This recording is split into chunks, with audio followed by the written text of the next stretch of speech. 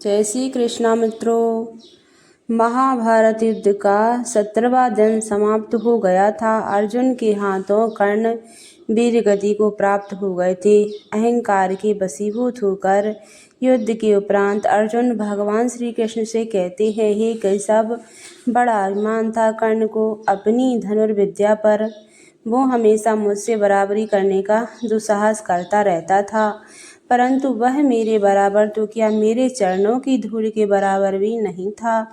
कर्ण जिसका सिर हमेशा अहंकार से उठा रहता था, आज उसी कर्ण का सिर मैंने उसकी धड़ से अलग कर दिया। हे माधव, आज मैंने कुरुक्षेत्र की उस पावन भूमि पर कर्ण का सारा गर्व, सारा अभिमान और सारा घमंड चूर चूर कर दिया। हे केशव, मैंने उस अभिमानी कर्ण को बार बार पराजित किया, बार बार, हर बार। इस पर श्री कृष्ण ने अर्जुन से कहा, पार्थ, यह सत्य है कि कर्ण को तुमने बार बार पराजित किया, परंतु उसका अर्थ यह कदापि नहीं कि कर्ण एक श्रेष्ठ योद्धा नहीं था। इस पर अर्जुन ने कहा, माधव, क्या तुम यह कहना चाहती हो कि मैं एक श्रेष्ठ योद्धा नहीं हूँ? क्या मैं सर्वश्रेष्ठ धनुर्धर नहीं हूँ? कृष्ण ने कहा, पार्थ, पितामह भीष्म तुम्हारे बाणों के कारण ही निष्क्रिय हुए थे, तो क्या पितामह भीष्म से तुम श्रेष्ठ धनुर्धर हो गए? अर्जुन ने कहा, नहीं माधव, पितामह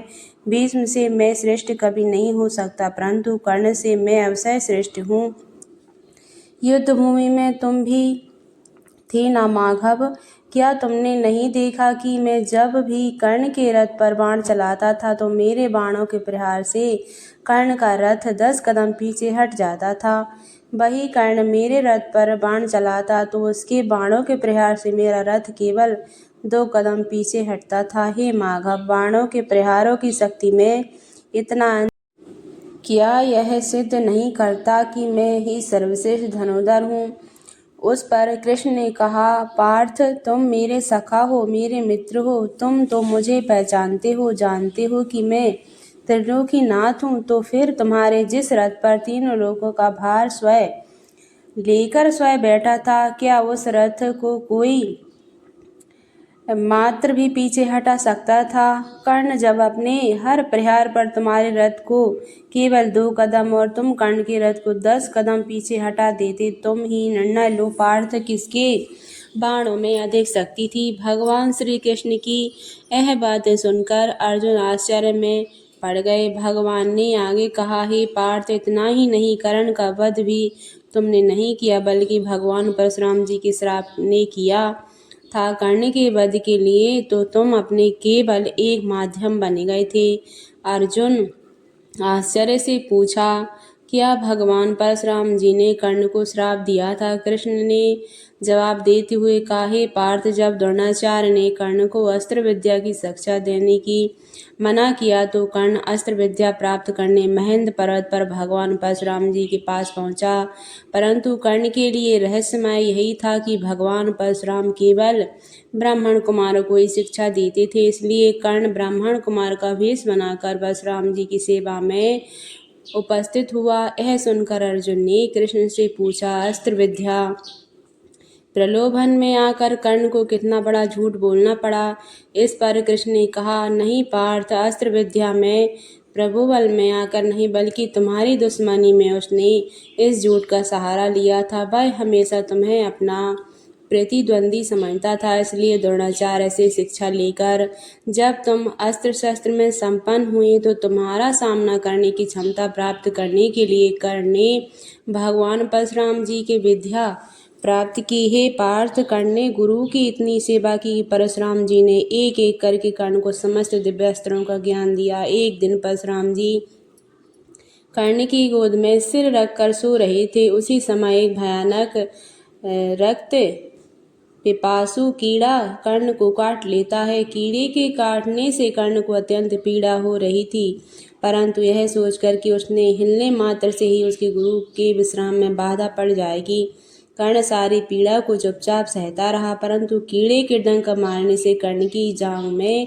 घाव हो गया और उस घाव से रक्त बहने लगा। परशुराम जी की नींद खुल गई। परशुराम जी ने नींद खुलते ही कर्ण को उस रक्त पिपासु कीड़े को मार दिया। यह देख परशुराम जी क्रोधित हो उठे और कर्ण से बोले, कर्ण, तुमने मुझे धोखा दिया है। तुम ब्राह्मण नहीं हो अक्षय, तुम किसी उच्च क्षत्रिय परिवार से हो, किसी राजवंश से हो। जो मनुष्य एक कीड़े को इतनी निर्दयता से मार सकता है, वह ब्राह्मण कैसे हो सकता है। कर्ण, तुम ब्राह्मण नहीं क्षत्रिय हो। क्षत्रिय हो।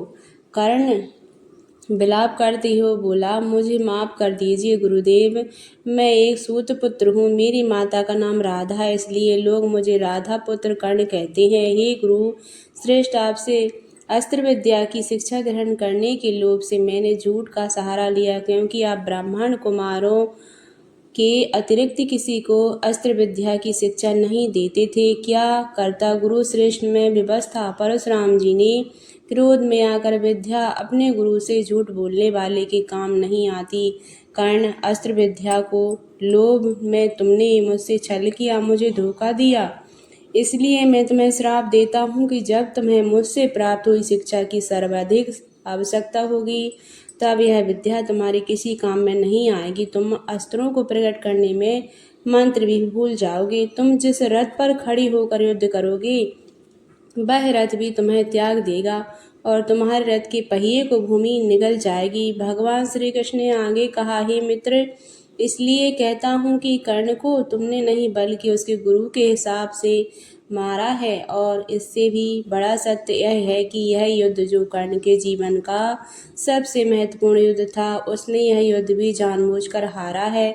इस पर अर्जुन ने आश्चर्यचकित होकर कृष्ण से पूछा, यह युद्ध जानबूझकर हारा है, क्या यह कह रहे हो माधव? श्री कृष्ण ने कहा, हाँ पार्थ, तुम नहीं जानती। जब कर्ण कौरवों के सेनापति बने तो मैं उनसे मिलने के लिए शिविर में गया था। मैंने उस अधर्म का साथ छोड़कर पांडवों की ओर से लड़ने के लिए कहा था, परंतु कर्ण ने कहा कि भले ही दुर्योधन अधर्मी हो, फिर भी वह मेरा मित्र है और दुर्योधन से मित्रता निभाना उसका प्रथम धर्म है, इसलिए वह प्राण त्याग देगा, परंतु अपने मित्र दुर्योधन को धोखा नहीं देगा। और वही कर्ण ने किया। अधर्मी दुर्योधन से मित्रता भी निभाई और महाभारत के युद्ध में अपने प्राण त्याग कर धर्म की विजय का मार्ग भी प्रशस्त किया। हे मित्र, तुमने कभी कर्ण को समझा ही नहीं। तुमने कर्ण के अंतर में कभी झांक कर नहीं देखा। कर्ण एक महान आत्मा थी। कर्ण जैसे योद्धा, कर्ण जैसे दानवीरों युगों युगों में कभी कभार ही पैदा होते हैं। हे अर्जुन, अगर कभी तुम्हें कर्ण के जीवन में पूर्ण सत्य का पता चलेगा तो तुम स्वयं धरती पर सिर रखकर उसे महान आत्मा को प्रणाम अवश्य करोगे। तो मित्रों, वीडियो आपको कैसी लगी? वीडियो अच्छी लगी हो तो इसे लाइक करें, शेयर करें एवं कमेंट में जय श्री कृष्ण अवश्य लिखें। राधे राधे।